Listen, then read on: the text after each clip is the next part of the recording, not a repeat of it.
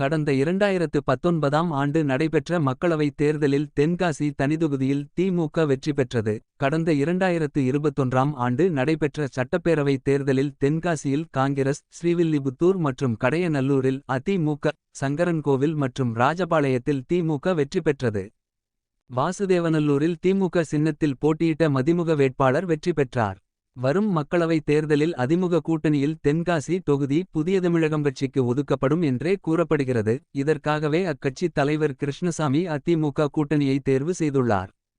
அதேவேளை பாஜக கூட்டணியில் தென்காசி தொகுதியைப் பெற தமிழக மக்கள் முன்னேற்றக் கழக தலைவர் ஜான்பாண்டியன் தீவிரம் காட்டி வருகிறார். ஜான்பாண்டியன் கேட்டபடி தென்காசி தொகுதி ஒதுக்கப்பட்டால் அவர் தனது மகள் வினோலின் நிவேதாவை களமிறக்கலாம் என்று நம்பப்படுகிறது.